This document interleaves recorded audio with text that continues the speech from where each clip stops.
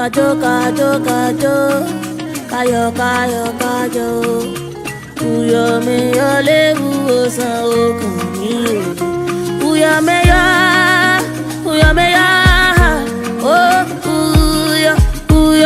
ya lebu osan okami o. Uyo me ya, uyo me ya, uyo me ya lebu osan okami o. Everybody's born a winner, yeah, yeah. If only you just believe, yeah, yeah. Close your eyes and come and see, yeah, yeah. Don't you worry about a thing, cause if you work hard, you can get it if you work. If you strive hard, you can be just what you want. If you technology as tools and resources for our practice. It is no more rocket science. If we must become pharmacists, the 7-star pharmacists, the 9-star pharmacists, we must here and now. Today, we are going to dive practically into integration of technology in our pharmacy practice. It's a very, very important innovation which has evolved our world, and pharmacists must align. So I am happy to be here today, and I encourage everyone to engage and participate. Our world is evolving, every aspect of our world, from agriculture to banking sector to infrastructure and all the likes. But the pharmacy setup has still had a little setback, and pharmacists must step up, must align, and must take the lead when it comes to technology and technology integration, especially in community pharmacy. So integrating technology in pharmacy is not about survival. It's about remaining relevant. It's in health. So let's take a brief tour into the past. So through the time histories, we could look at the Egyptian era over thousands of years ago. You would see a herbal physician who solely does the diagnosis of different ailments. The same individual also does the compounding and dispensing of herbs to treat those different ailments. So then, there was no divide between the role of the doctor and the role of the pharmacist. But with time, the world began to evolve. Then we began to have the presence of apothecaries. That's the former identity of the pharmacist. These apothecaries, what they do was to compound those medications that are needed, those herbs, crushing them and dispensing them to the individuals that needed it, the patients that needed it. So then you will see a little divide between the prescriber and the dispenser. Later on, the evolution continued. We found the industrial age. They were now produced in larger volumes in factories and laboratories. So currently, as we speak, technology has come into play. You see the involvement of artificial intelligence. You see the involvement of telepharmacy and mobile apps, which is helping the pharmacy setting to upgrade its standard. So pharmacists now serve digitally as health consultants. online. Pharmacy is no longer a place where people come to pick their medications, but now it has become a platform. Look at Nigeria's journey. We see that the first medicine shop was established in Lagos in 1887, and the first pharmacy was established in 1825. Let's talk about digital transformation. What does it mean? It's a strategic integration of digital tools in pharmacy. It enhances diagnosis, therapy, monitoring, and patient empowerment. So according to WHO's global strategy, digital transformation of healthcare can bring major changes, some of which may be disruptive at first. But the introduction of powerful tools like artificial intelligence, visual consultations, remote monitoring, Internet of Things, smart wearable devices, and more, it has made this transitioning easier. Some terminologies in digital pharmacy. We've heard about the e-pharmacy and online pharmacy. We've also heard about telepharmacy, and we've heard about digital pharmacy. But these, they have their meanings and their features. So we're going to understand these today. What is digital pharmacy? Digital pharmacy is a broader concept that encompasses all the forms of digital transformation in pharmacy practice.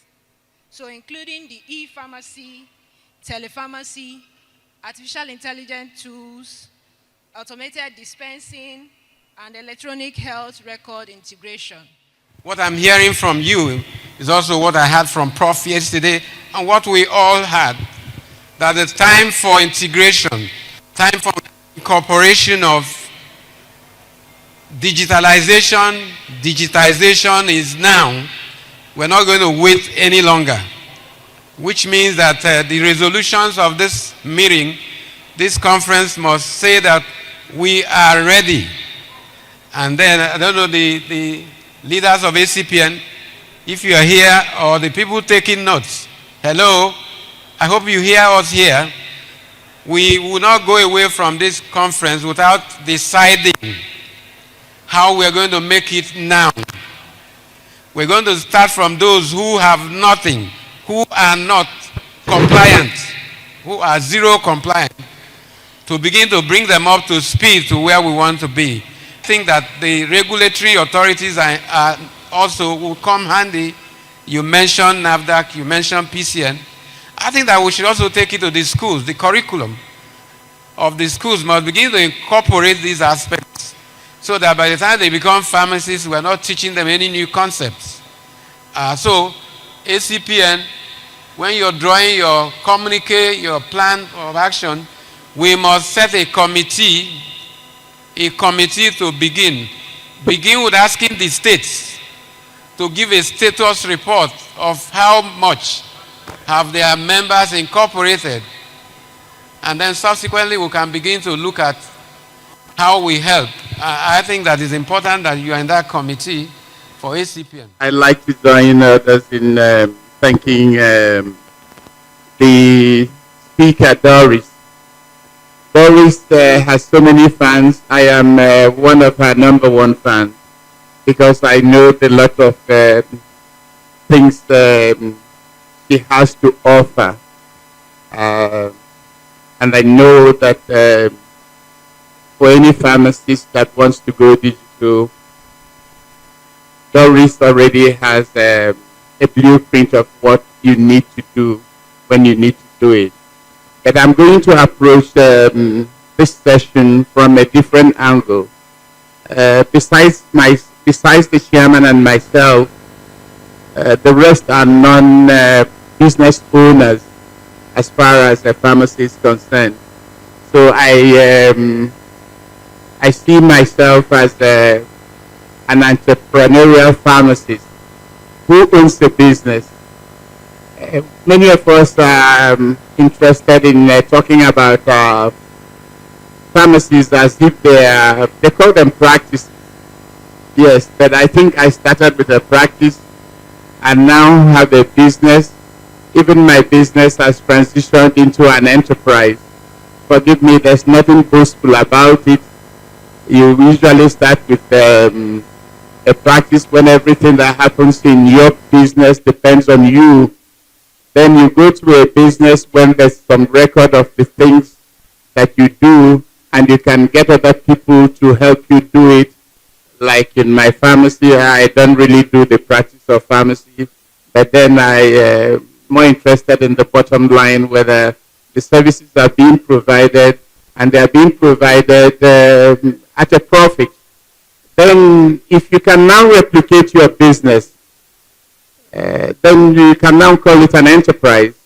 And although I have a short chain of 9 pharmacies, there are those that have 30-something, 40-something, but there's nothing else you can call it except a pharmacy enterprise. So I'm not really interested in being called a practice. And when you are in business for profit.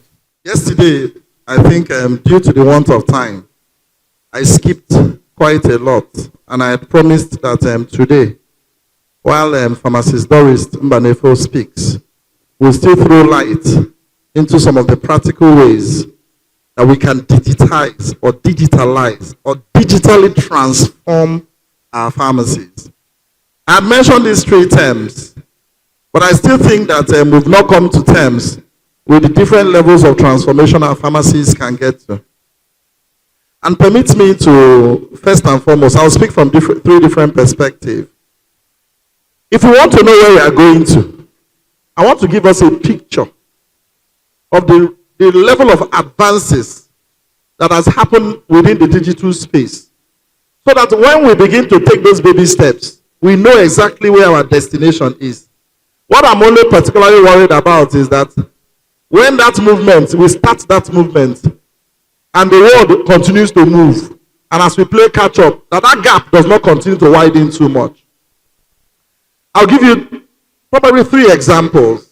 And these are practical examples I had experienced. One in Portugal, in Spain, and in the US. I said the major industry that is driving digital transformation is fast fashion. You know what I mean by fast fashion?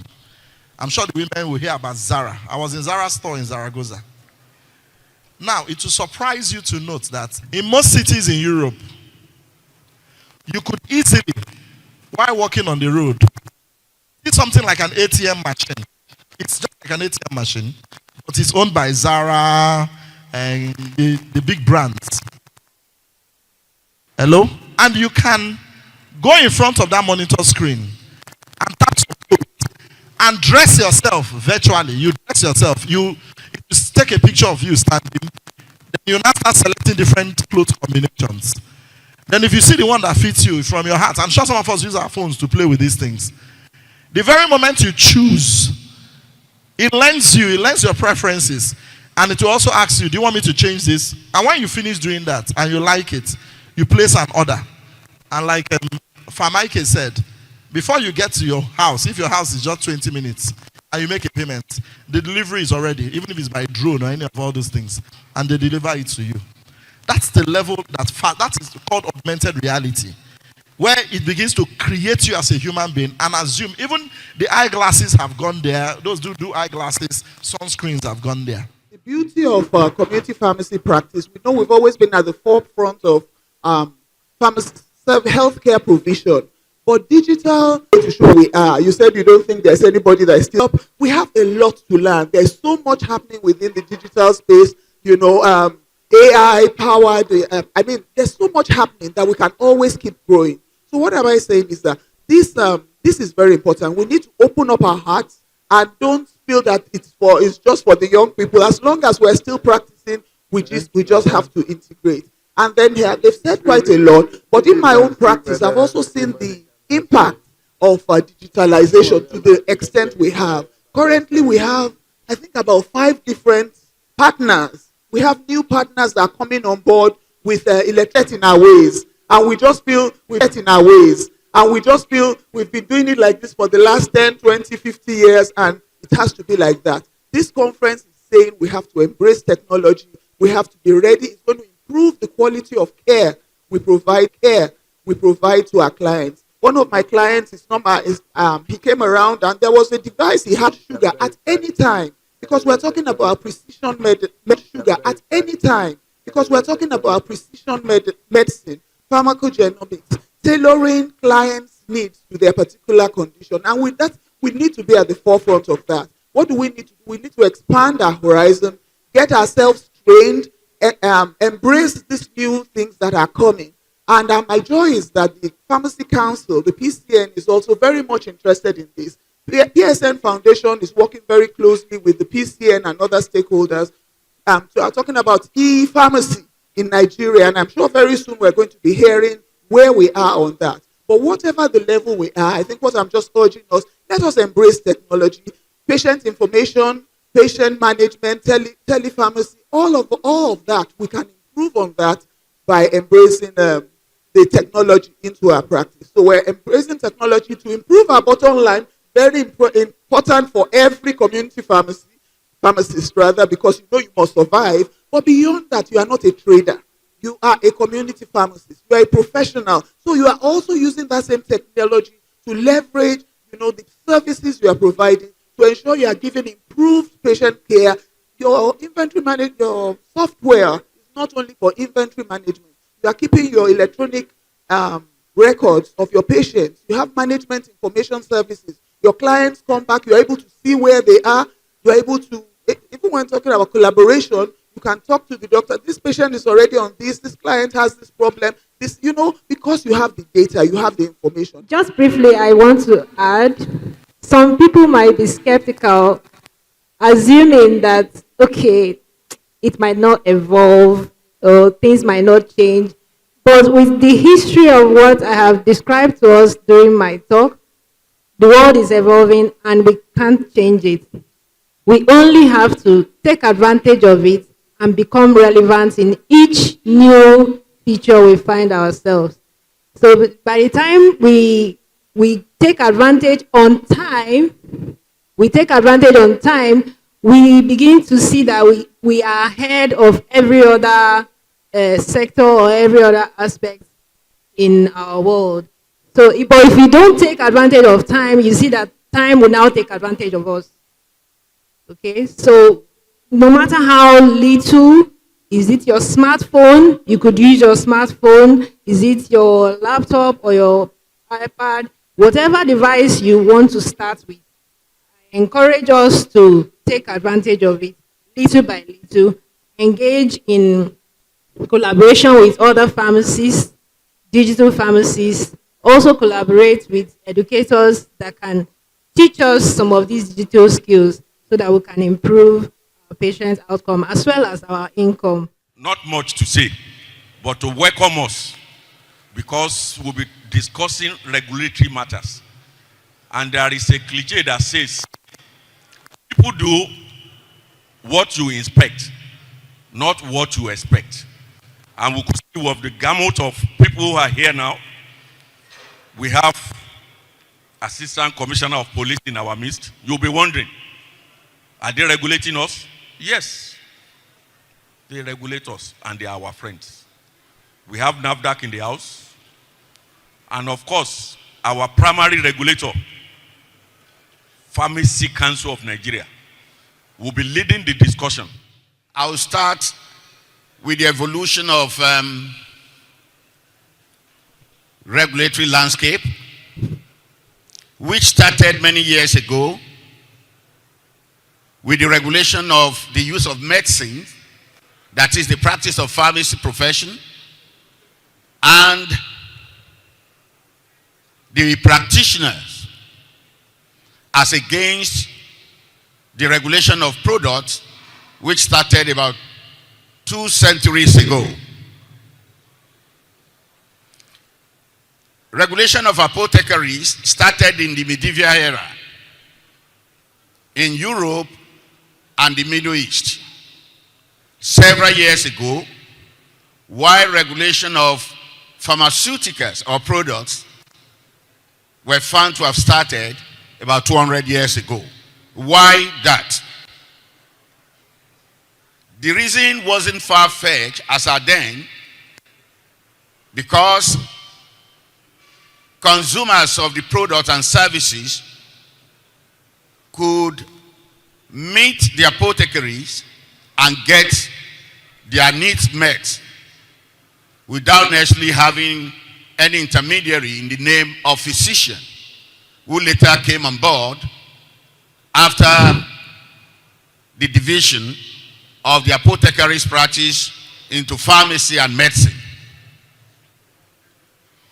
Be that as it may, there was a critical impact on regulation of products dating back to 1832,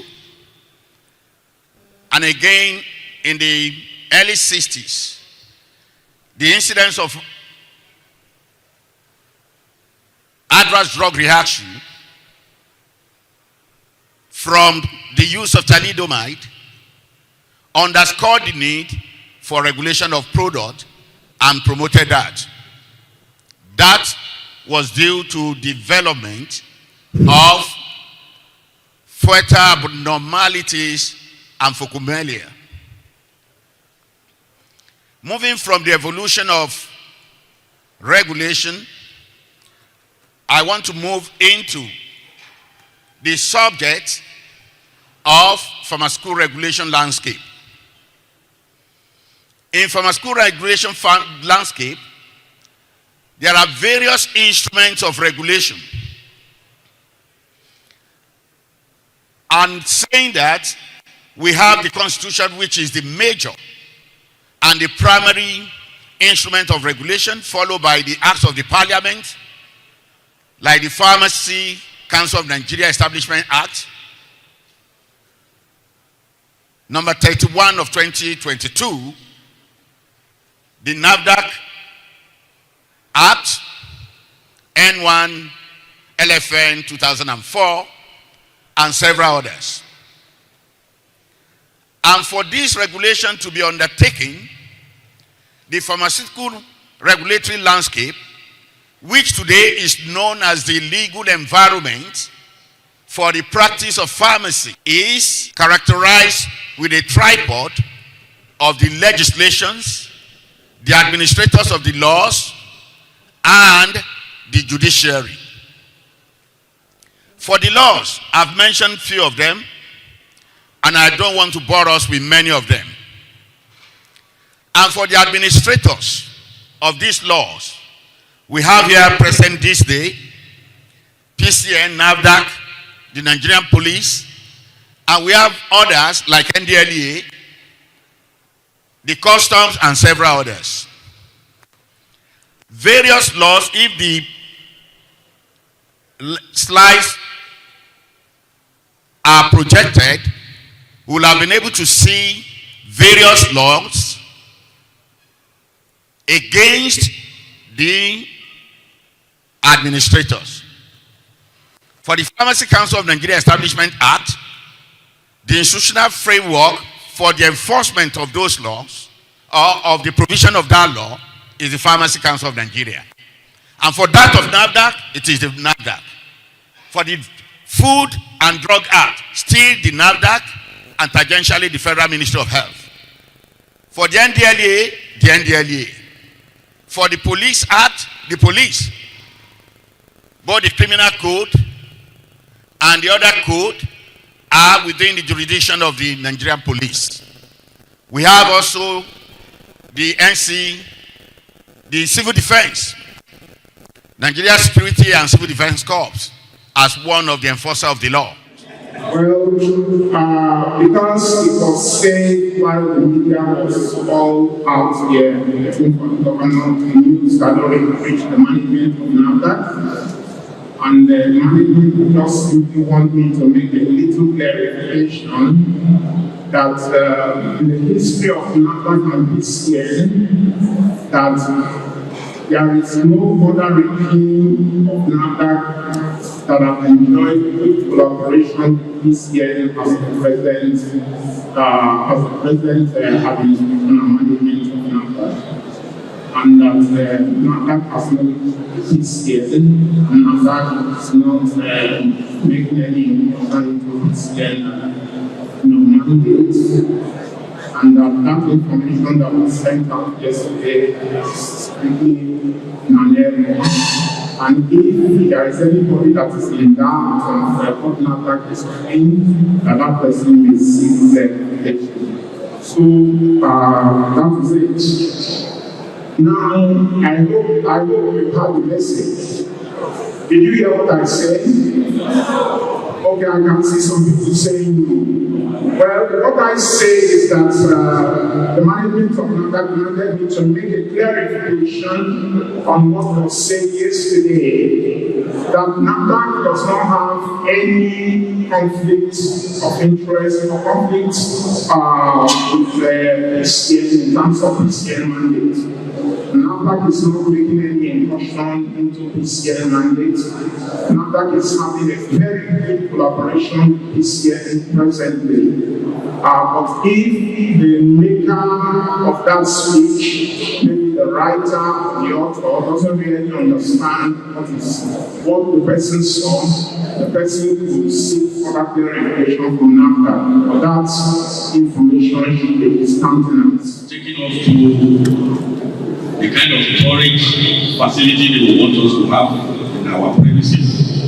And we have dealt with some other areas which I believe I even will be interested in, because I know that you work assiduously when it came to the issue of orphan drugs and service drugs. And we had him mentioning what is the position of cooperative pharmacies presently with orphan drugs. Are we positioned that we can get them without being harassed whatsoever? And I hope we are getting our questions we are writing down our questions, because the two major regulatory agencies are spoken out, and I will be going back to them after we must have heard from the remaining two panels. Like he introduced me, I'm coming from the police and law enforcement. Some people may be wondering what is police officer doing here. No, I'm not standing in for police, but I'm a police officer. Police under the Constitution is empowered to enforce all existing laws.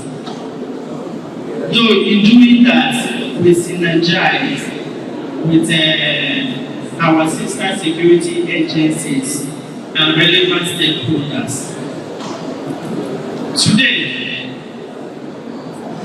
the topic we are treating here is very important to us as law enforcement officers, because we know the role that pharmacy play in healthcare delivery. They play a very critical role, and it's very important to us, because we know that when there is good health, crime is reduced. There is nexus between drugs and crime. Illicit and dangerous drugs we have in the country are giving us headache every day, because it increases crime and thereby giving us extra work in our field. Based on this, I implore you to stand on your mandate as pharmacists, because you have that mandate under the Pharmaceutical Act of Nigeria 2022. The former one you were using was 2004. You have mandate to do the right thing.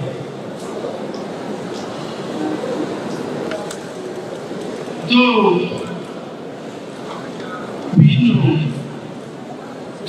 the challenges. The work is complex, we know, but it is not enough for you to relent. We know that we face challenges just like any other agency, any other community. And some of these challenges you face is poor funding. We are aware of that. But then, we talk of training and retraining, capacity building, both institutional and individual capacity building. You as pharmacists, what do you do to build the capacity of your employees? The National Chairman of ACPN, I'm aware that we set up a committee that is supposed to come up with proposals of what is the expectation of community pharmacy with respect to the regulations we have been bombarded with. And that is the reason why we have the chairman of that committee, pharmacist, being on this side of the table to present what they have presented to the whole house. So in his presentation, the topic before us is proposal for enhanced inspection, monitoring, and regulation of pharmaceutical premises in Nigeria, with emphasis on wholesaling. The chairman of ACPN National set up this committee, ACPN Regulation Advisory Committee. And when we were about to meet, I called him and I said, we have decided to look at the aspect of wholesale in pharmacy practice. And he told me that he had a meeting a week ago, and that was exactly what they discussed. The Word of God tells us that when you find yourself doing something, you do it with all your heart, with all your strength. So if you are manufacturing, you manufacture well. If you are wholesaling, wholesale well. If you are retail well. I want to take us back to remembrance on what happened some years back. 3 of us, we just left school and we got some collects. And we went to St. Matthew's Laboratory to pick up some drugs. We already set up a pharmacy business. And the late pharmacist ACPN today, that's 42 years ago. We went to this wholesale aspect, wholesale and distribution. And we went to him that we want so and so drugs. We gave him a list.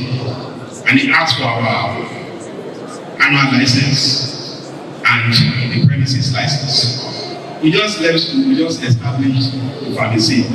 Then he knew us very well. In fact, we were part of his team, the team that elected him as chairman of PSN Lagos.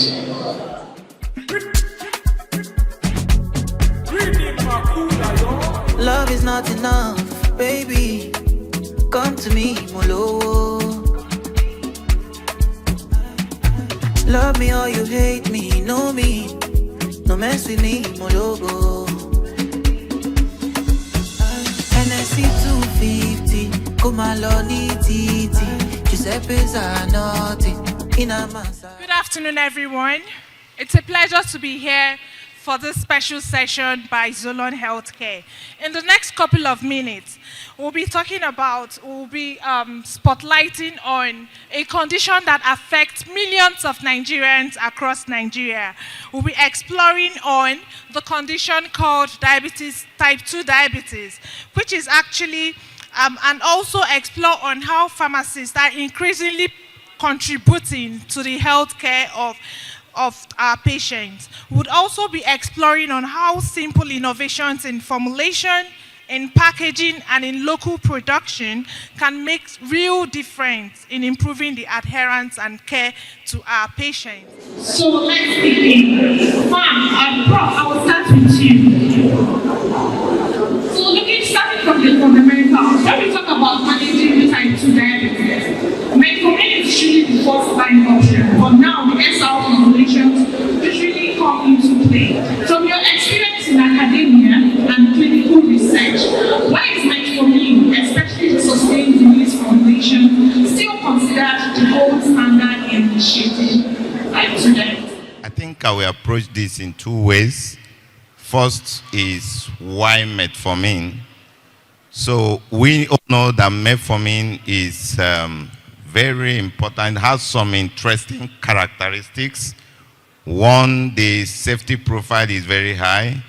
Two, is very efficacious. And then three, it's very affordable.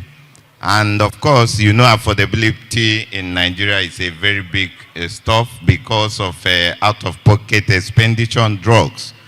And then, not only that, if you look at the mechanisms of action of metformin, you find out that it's also very interesting. Apart from the actions on insulin and all that, it has some protective effects on the islets of Langerhans, which is also very good and interesting. And again, metformin is another agent, one of the major agents that actually reduces weight, you know, while other ones may be leading to weight gain. Now, outside that, let me speak to the other part, which is the second side of it, which is the sustained release product. Now, as a researcher, one of the things that we have been trying to solve or improve on is adherence.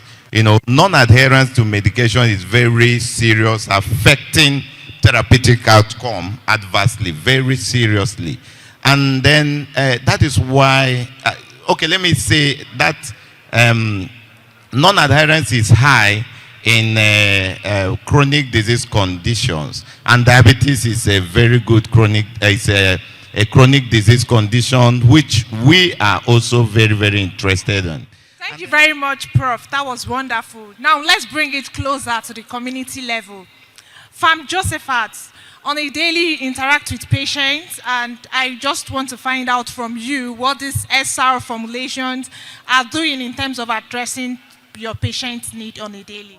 The problem of patients is majorly compliance when the dosage is 2 or 3 times a day. But with the sustained release formulation, patients are at home. Once the patient takes the drug, he goes his ways and is okay. And the patient has really come to my pharmacy to explain that the sustained release has given him everything he needs, because the nature of his work does not allow him stay at a place. So he moves from one place to the other. But because he's been able to get the sustained released metformin from Emzor, he was able to takes it once and he's at work, and has been getting wonderful results. Because once he takes it, the drug remains constant in the system, in the plasma for a long period of time. It also reduces cost for him, and of course, he has started seeing good health. And of course, to the community pharmacist, what you are interested is to make sure that your patient is okay. At the same time, you make your profit.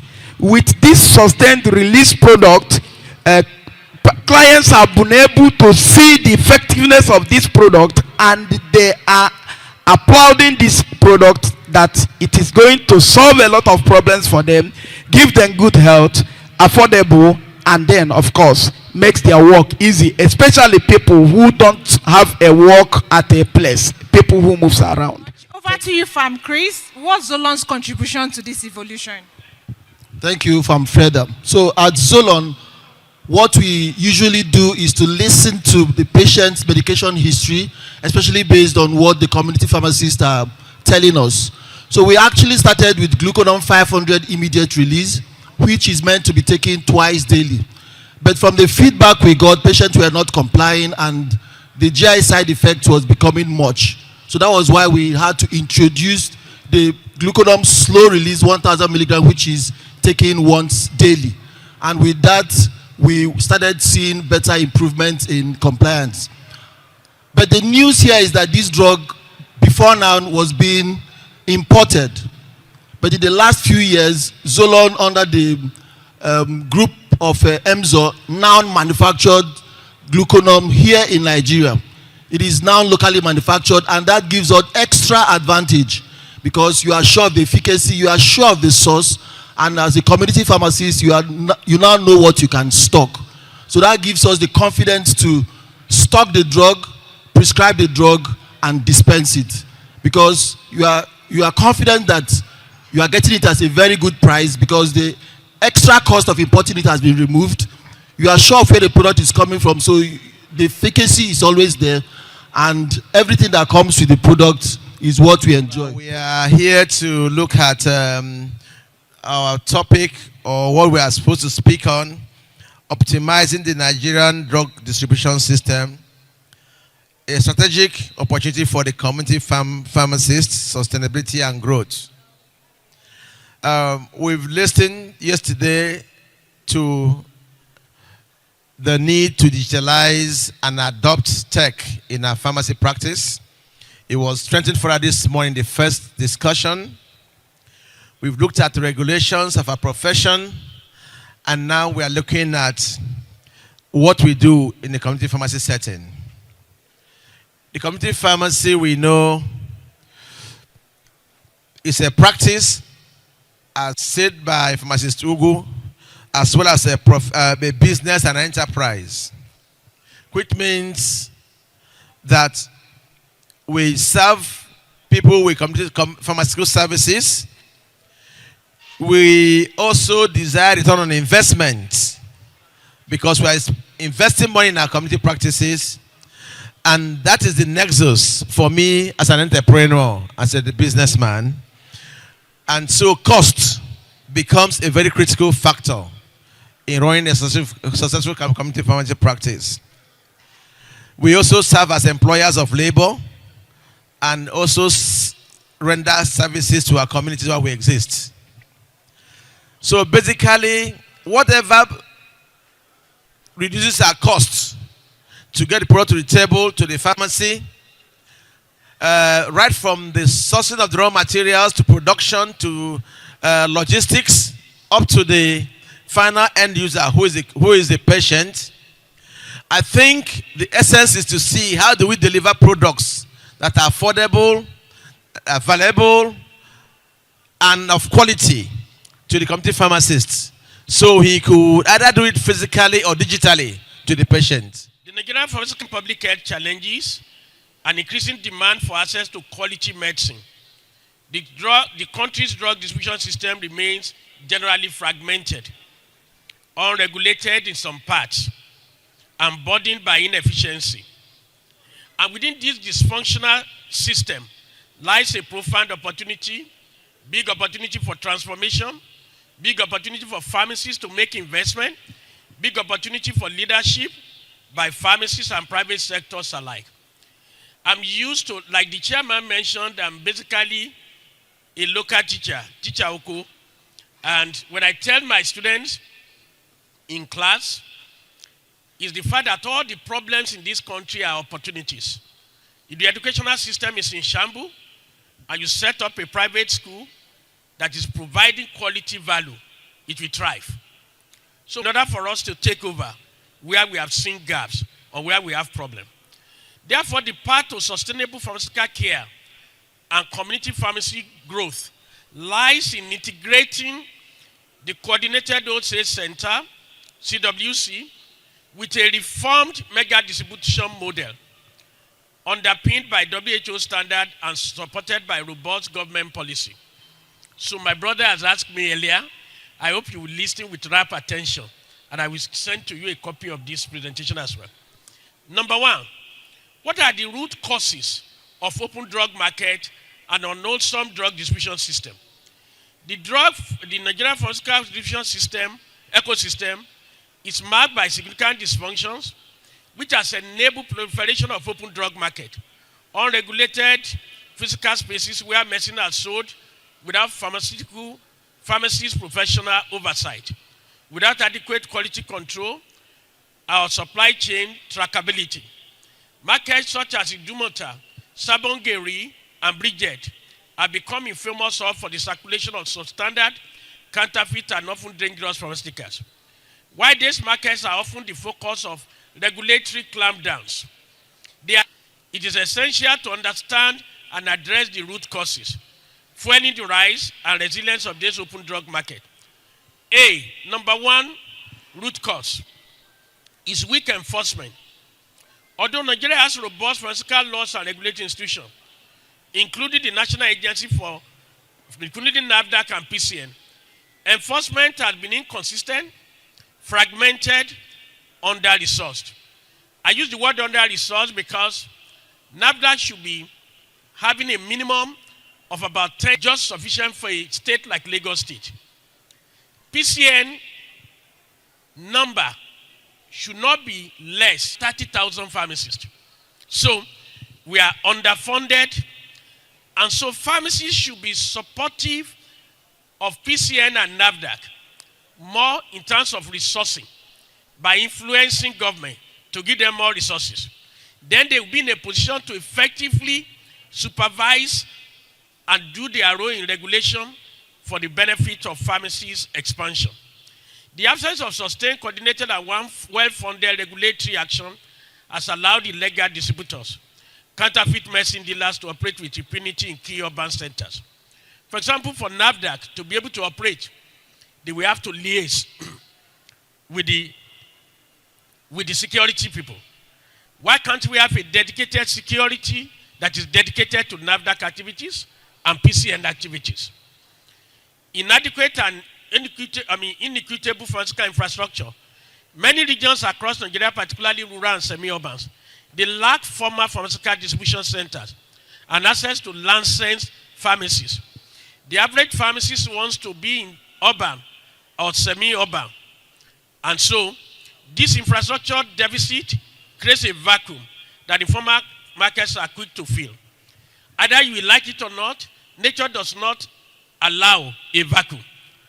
If pharmacists are not willing to open in rural areas, then these people will become chemists.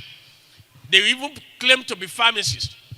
And I've seen some pharmacists who graduated after spending 6 months in apprenticeship. They put it on social media as pharmacy and they celebrate it. I want to quickly go to P-Wadan, and Pharmacist Igwe is here. Let him share his experience and the role that P-Wadan plays in this matter of distribution, ensuring the community pharmacist gets his products at the right time, in the right condition, and at the right price. As members of QDAN, which is the Pharmaceutical Wholesale and Distribution Association of Nigeria, our aim is to improve the availability of drugs to the community pharmacies and to the medical community. We're here to provide assistance in the value chain to make sure you receive your drugs intact, affordable, and easily. Now, we're all aware that there are huge challenges in our system with whether unregulated space, open drug markets, and all that. And our objective as QDAN is to provide you better service. The biggest problem with the open drug market is that for them, medicines are an article of trade. So they're not interested in whether the medicine is well stored. They're not interested in whether it's expired or not. They don't understand that.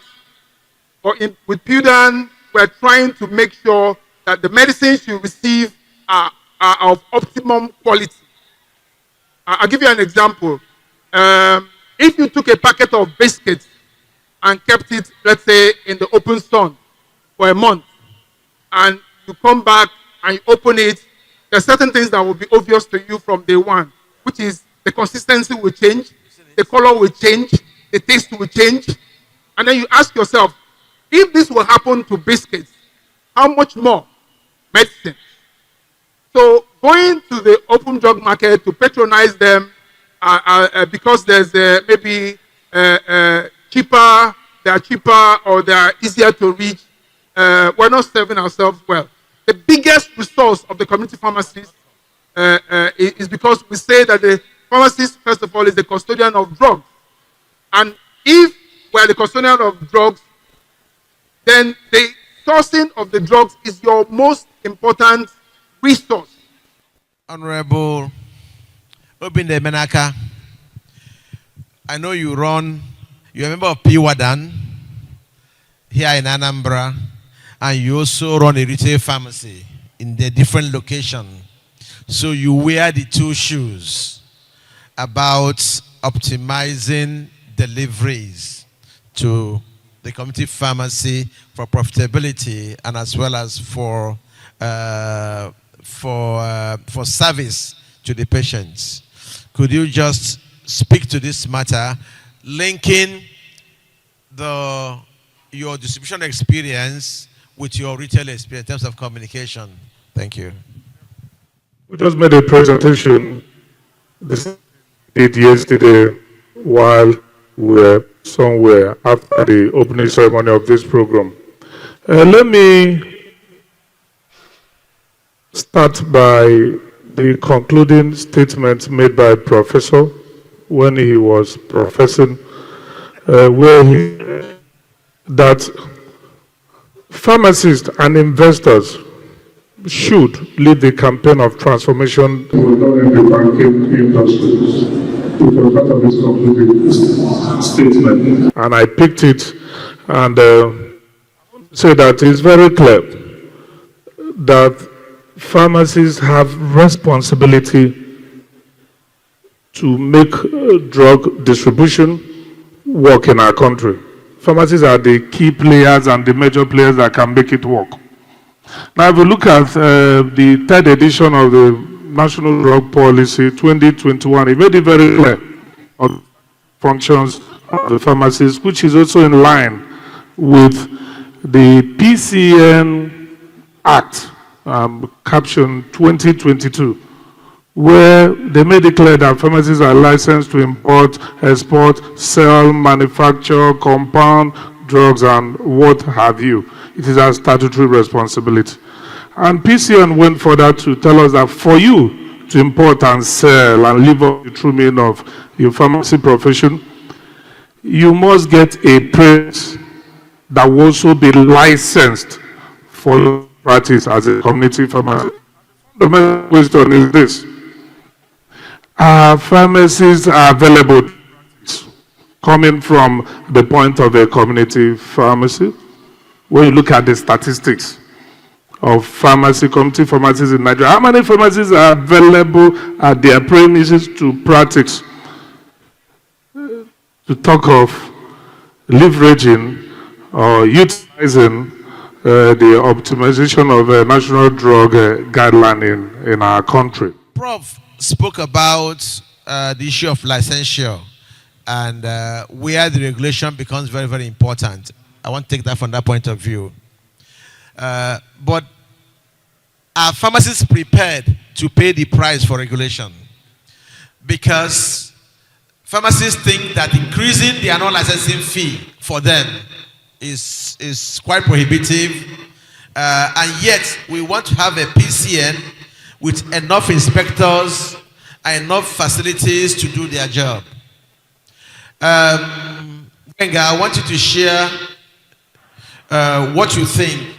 How can the community pharmacies be sustainable and grow within this milieu of competition in this space, particularly challenges with drug distribution and procurement? I must give lots of credence to the lead speaker.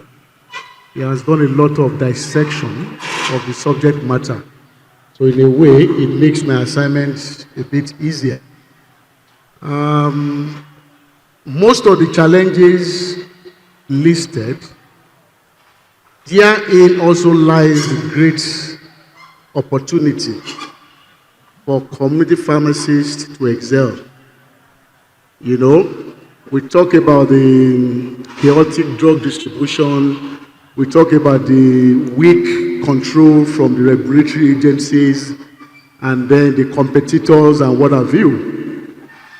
And I tell you that the opportunity within the community pharmacy space is quite enormous, if only we agree to tap into it properly. And what do I mean by this? It's so painful when you see a lot of colleagues running in code, a kind of a mushroom pharmacies. And you are also so careful and so afraid that you can't even compete with the patent medicine dealer in your environment, which is supposed to be the other way around, because you are the professional. You know, you have all the skills. But unfortunately, we need a strong practice. We need to come together to be able to confront this monster. And what do I mean? I'm an advocate of a group practice. And when I say group practice, you know, it's a situation whereby you have 3, 4, 5 multiple practitioners coming together, pooling their resources, pooling their expertise to do something that is truly magnificent. 70 square meter, according to the current operative law of the PCN, is a joke. Somebody just said that here. I think my take home here and all of us is to build trust. And this section, what we target is where we can all come together, just like as a business, and develop a business model. And let us not only believe that we cannot succeed, because there's a lot of successes these people have mentioned. The like of Frankfurt is doing well, and some other business that have business model. Corporate governance is the most important thing that makes most business to fail. If you don't start with a good foundation, you can understand what they say here. And we are thinking of how we community pharmacists can begin to come together, either in 5 or in 10, and develop a business model, bring our resources together, and build a system that can what? Survive, instead of being alone. Like what happened in Ghana can solve the problem, the Honorable say. In Ghana, community pharmacies are not being owned by only one person. They come together like 3 or 4 and have one name, and they do shift, and the pharmacist will be there 24/7. If I work in the morning section, the other person work in the afternoon section and evening section, and you see people coming there because the pharmaceutical care they are doing it there. So that what happened in Ghana. They called me and I discussed with the chairman of the community pharmacy practice there, and I find out that is the model they are using, and they are surviving.